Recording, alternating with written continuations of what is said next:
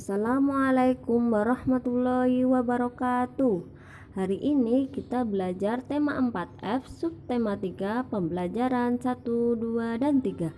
Simak video berikut ya. Menggunakan tanda jeda dalam mendeklamasikan puisi. Agar isi puisi dapat tersampaikan ke pendengar dengan baik, kita harus membacanya dengan lantang dan jelas. Waktu untuk mengambil napas disebut jeda. Tanda jeda diperlukan sebagai penanda waktu yang tepat untuk berhenti saat membaca puisi. Beberapa tanda jeda saat membaca puisi. Yang pertama, garis miring tunggal, artinya tanda baca ini memiliki arti untuk berhenti sesaat untuk bernafas. Fungsi tanda jeda ini hampir sama dengan tanda koma. Kedua, garis miring ganda. Tanda baca ini memiliki arti untuk berhenti agak lama. Fungsi tanda jeda ini hampir sama dengan tanda titik. Sedangkan yang ketiga, garis miringnya ada 3, itu tanda baca ini memiliki arti untuk berhenti lama sekali. Fungsi tanda jeda ini digunakan di akhir puisi. Penekanan saat mendeklamasikan puisi. Mendeklamasikan puisi memerlukan persiapan yang baik dan matang. Salah satu cara untuk membedakan makna puisi dengan memberikan penekanan pada saat mendeklamasikannya. Perhatikan penekanan pada bait puisi berikut. Tak ada waktu yang kusia-siakan, tak ada keluh kesah yang kuucapkan. Semangatku hanya menggapai impian, menjadi pahlawan cendekia. Mendidik tunas bangsa, membentuk pribadi yang cerdas dan pantang menyerah, menjadikan kebanggaan untuk Indonesia. Kalimat yang dicetak miring merupakan penekanan dalam puisi. Fungsinya agar makna puisi ini tersampaikan kepada pendengar. Menjelaskan manfaat sumber daya alam bagi kehidupan. 1. Sumber daya alam yang dapat diperbarui. Sayur dan buah merupakan bahan pangan sehari-hari, komoditi yang memiliki nilai ekonomi serta bahan baku berbagai olahan makanan. Seperti beras yang kita konsumsi sehari-hari itu berasal dari buah tanaman padi, ya. Setelah melalui proses yang sangat panjang, barulah tanaman padi bisa menghasilkan buah, dan buahnya itu dijemur lalu diproses sehingga menghasilkan beras yang dimasak oleh ibu-ibu kita di rumah. Sumber daya alam yang dapat diperbarui lainnya adalah kerbau. Kerbau dapat dimanfaatkan daging atau susunya. Tenaga kerbau juga dapat dimanfaatkan untuk membajak sawah sehingga sawahnya menjadi gembur dan siap ditanami. Kotoran kerbau juga dapat dijadikan bahan pupuk agar tanamannya menjadi subur dan menghasilkan buah dan sayur yang berkualitas sehingga dapat memenuhi kebutuhan kita sehari-hari. Menjelaskan manfaat sumber daya alam bagi kehidupan. 2. Sumber daya alam yang tidak dapat diperbarui. Batu bara termasuk bahan tambang. Batu bara dimanfaatkan sebagai bahan bakar untuk alat transportasi, seperti kereta uap. Bahan baku industri baja, serta sumber energi pembangkit listrik. Yang kita manfaatkan dari batu bara ini adalah energi panasnya. Energi panas dapat menghasilkan uap, dan uap ini dapat memutar turbin atau generator pada sistem pembangkit listrik. Selain batu bara, jenis sumber daya alam yang tidak dapat diperbarui adalah minyak. Minyak dimanfaatkan manusia sebagai bahan bakar untuk mesin kendaraan seperti mobil, sepeda motor, dan lain-lain. Bahan baku pembuatan plastik dan bahan baku pembuatan pelumas seperti oli. Persebaran sumber daya alam di Indonesia. 1. Berikut penyebaran hasil bumi dan laut di Indonesia. Padi, daerah penghasilnya adalah Aceh, Sumatera Barat, Sumatera Selatan, Jawa, Sulawesi Selatan, Sulawesi Utara, dan Nusa Tenggara Barat. Jagung, daerah penghasilnya antara lain Jawa Tengah, Wonosobo, Semarang, Jepara, dan Rembang, Jawa Timur, Madura, dan Sulawesi, Minahasa, dan di sekitar Danau Tempe. Ubi kayu atau singkong, daerah penghasil Sumatera Selatan, Lampung, Madura, Jawa Tengah, dan Yogyakarta. Sedangkan kacang tanah, daerah penghasilnya antara lain Riau, Sumatera Barat, Jawa Tengah, Solo, Semarang, Jepara, Rembang, dan Pati, Jawa Barat, Cirebon, Bali, dan Nusa Tenggara Barat atau Lombok. 2. Persebaran hasil perkebunan. Tanaman teh, daerah penghasilnya Jawa Barat, Jawa Tengah, dan Sumatera Utara serta Sumatera Selatan. Kopi, daerah penghasil Jawa, Sumatera, Sulawesi, dan Nusa Tenggara Timur. Karet, daerah penghasilnya adalah Aceh, Sumatera Utara, Bengkulu, Jawa, dan Kalimantan Selatan. Kelapa, daerah penghasilnya adalah Jawa, Sulawesi Utara, Gorontalo, dan Kalimantan Selatan. Coklat atau kakao, daerah penghasilnya adalah Jawa Tengah dan Sulawesi Tenggara. Pala, daerah penghasilnya adalah Jawa Barat dan Maluku. Cengkeh, daerah penghasilnya Aceh, Sumatera Utara, Jawa Barat, Jawa Tengah, Sulawesi Utara, dan Maluku. Sedangkan lada, daerah penghasilnya adalah Lampung, Bengkulu, Sumatera Selatan, dan Kalimantan Barat. Ketiga, persebaran hasil kehutanan. Kayu keruing, kayu meranti, dan kayu damar terutama dihasilkan di daerah-daerah Kalimantan, Sulawesi, dan Papua. Kayu cendana dihasilkan di daerah Nusa Tenggara Timur. Daerah penghasil rotan antara lain Kalimantan, Sumatera Barat, Sumatera Utara, dan Maluku. Keempat, persebaran peternakan dan perikanan.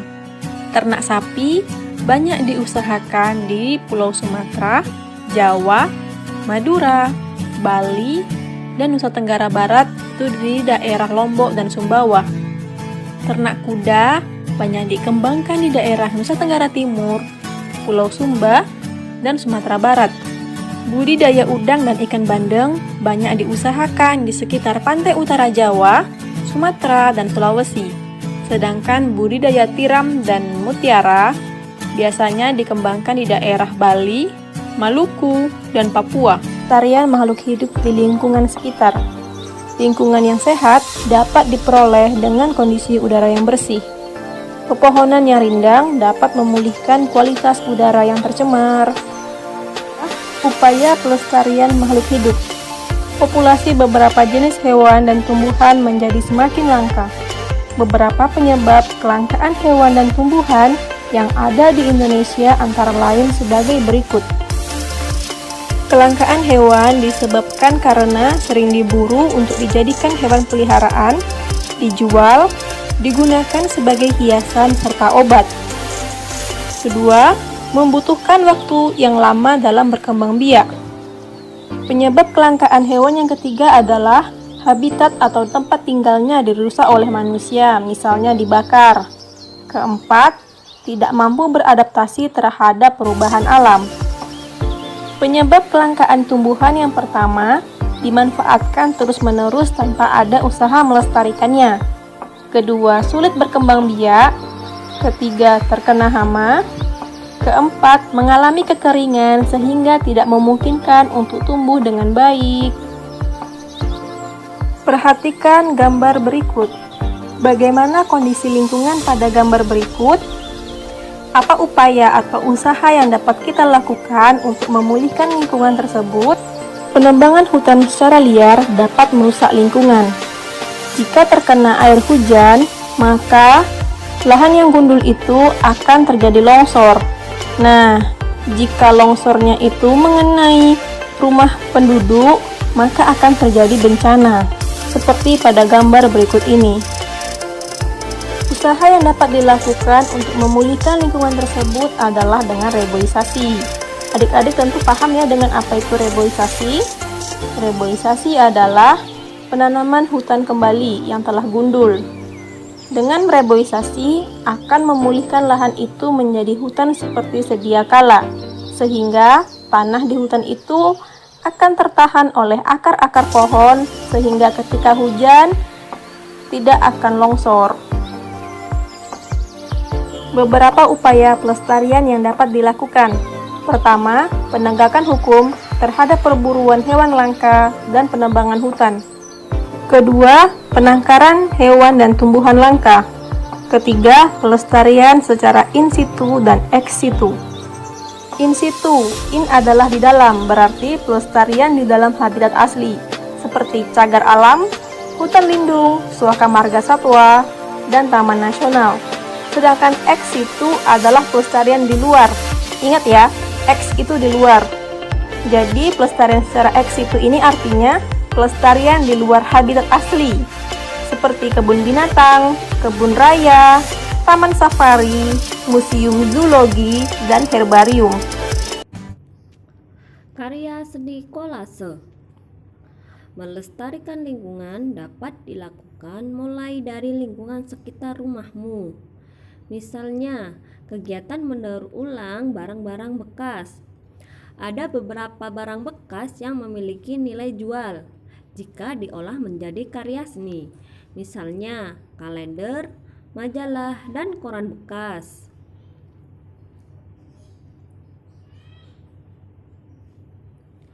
Selain barang bekas, bahan alami juga memiliki nilai jual jika kita memanfaatkannya dengan baik.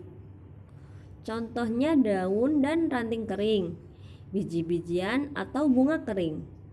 Kita dapat memanfaatkan semua bahan tersebut menjadi bahan kolase.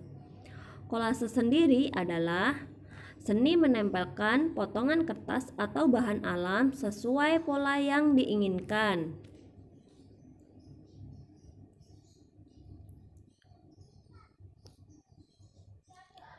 Berikut contoh kolase. Yang pertama, kolase dari kupu-kupu yang berasal dari biji-bijian.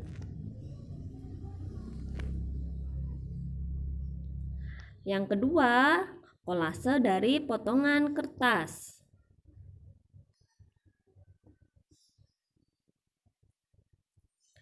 Selanjutnya, kolase dari daun kering.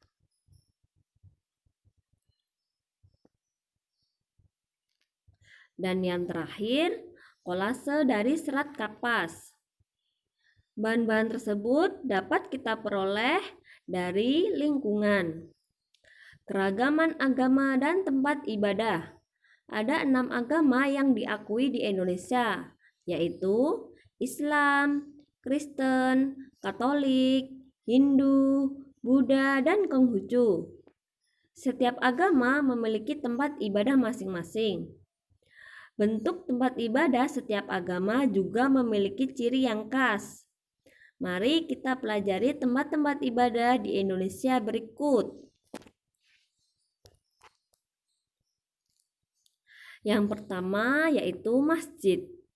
Masjid adalah tempat ibadah untuk umat Islam. Kegiatan-kegiatan perayaan hari besar, diskusi, kajian agama, ceramah, dan belajar Al-Quran sering dilakukan di masjid. Ciri khas masjid biasanya terletak pada bagian atapnya. Masjid sendiri sering dihiasi dengan kaligrafi. Yang kedua, gereja Katolik. Gereja Katolik adalah tempat ibadah untuk umat Katolik. Kegiatan-kegiatan keagamaan seperti misi Ekaristi biasa dilakukan umat Katolik di gereja tersebut. Ciri khas gereja Katolik adalah menggunakan salib dan patung Yesus. Selain itu, ada juga patung-patung orang suci seperti Bunda Maria dan Santo Yosef. Yang ketiga, gereja Kristen. Gereja Kristen adalah tempat ibadah umat Kristen. Kegiatan-kegiatan keagamaan seperti kebaktian biasa dilakukan umat Kristen di gereja tersebut. Ciri khas gereja Kristen adalah salib berupa palang tanpa Yesus. Bangunan gereja tradisional seringkali memiliki sebuah menara atau kubah.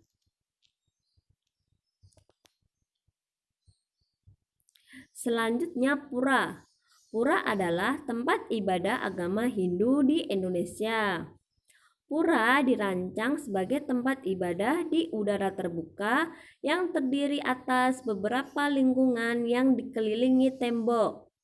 Ciri khas pura adalah pelinggih Peru, yaitu menara dengan atap bersusun tinggi yang menyerupai pagoda. Terdapat beberapa jenis pura yang berfungsi untuk menggelar beberapa ritual keagamaan Hindu.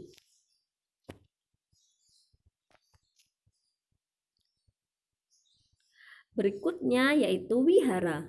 Wihara adalah tempat ibadah umat Buddha. Wihara juga bisa disebut dengan kuil. Wihara digunakan untuk melakukan segala macam bentuk upacara keagamaan. Di dalam wihara terdapat satu atau lebih ruangan untuk penempatan altar.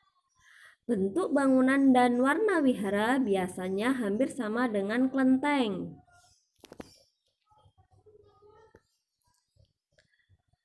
Kelenteng sendiri adalah sebutan untuk tempat ibadah penganut agama Konghucu yang ada di Indonesia.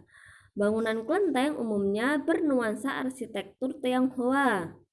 Bangunan biasanya didominasi warna merah dan kuning.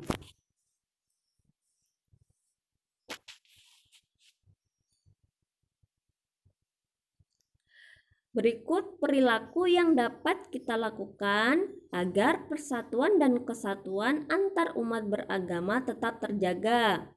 Yang pertama, menghormati teman yang sedang beribadah sesuai agamanya. Yang kedua, bermain tanpa melihat perbedaan agama. Yang ketiga, tidak memaksakan agama kepada orang lain. Cukup sekian dari pembelajaran. Terima kasih. Wassalamualaikum warahmatullahi wabarakatuh.